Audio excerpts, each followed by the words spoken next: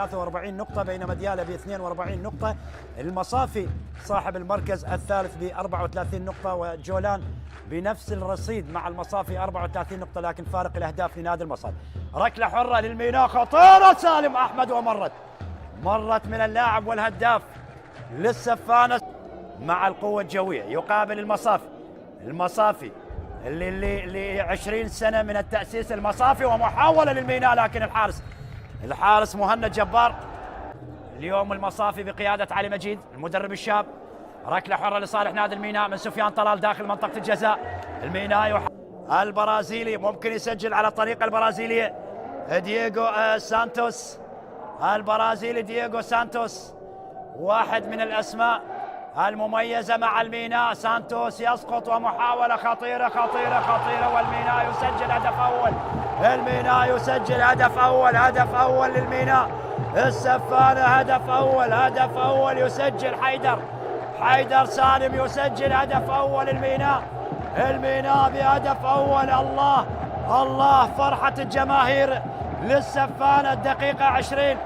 الدقيقة 20 الميناء ولاعبي الميناء، وتهتز مدرجات ملعب المصافي بهدف أول. الميناء يسجل في مرمى المصافي يسجل الميناء هدف جميل بغفلة من مدرجات ملعب المصافي. طبعا إدارة المصافي إدارة نموذجية.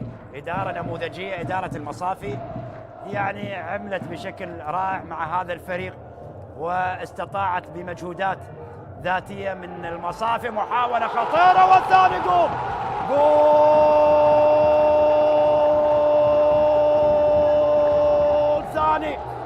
جول ثاني محمد أوتارا يسجل هدف ثاني. العاجي أوتارا يسجل هدف ثاني. الميناء يضرب بقوة. محمد أوتارا العاجي يسجل هدف ثاني للسفانة. الميناء وفرحة لاعبي الميناء ومدرب الميناء باسم قاسم، وفريد مجيد المساعد لباسم قاسم بهدف ثاني عن طريق العاجي. محمد أوتارا يضع الميناء بهدف ثاني. هريق العاجي، محمد أوتارا يضع الميناء بهدف ثاني. محمد أوتارا يضع الميناء بهدف ثاني. الميناء يتقدم على المصافي وذو الفقار داخل منطقة الجزاء. وهذا دييغو سانتوس البرازيلي يحاول يمر. دييغو بالمهارة يحاول يمر. دييغو سانتوس، هي كرة عن طريق الجانب الأيمن قريبة من علم الزاوية داخل منطقة الجزاء. أحمد سالم، هي كرة. الميناء يحاصر مرمى المصافي. ثالث هذه المرة عن طريق البرازيلي دييغو سانتوس.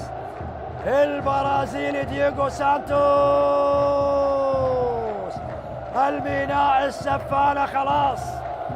الميناء يضرب بالثلاث. الميناء بالثلاثة يضرب مرمى المصافي، والمحترف البرازيلي يسجل هدف ثالث للميناء في مرمى المصافي. طريق اللاعب النيجيري جوزيف اللي لعب الكرة بعيدة عن مرمى الميناء إلى خارج الملعب. الآن مطمئنة جماهير الميناء، حتى هذه اللحظات مطمئنة. يعني أسماء على سر الآباء. وهنا محاولة لصالح الميناء داخل منطقة الجزاء. الله، تنفذ داخل منطقة الجزاء، ومرت كرة مرمى. لاحظ الشوط الأول يعني أداء ممتاز من جانب فريق الميناء، وفريق المصافي أيضا حصل على بعض الفرص، لكن في الشوط الثاني نلاحظ التحفظ موجود خصوصا من نادي الميناء.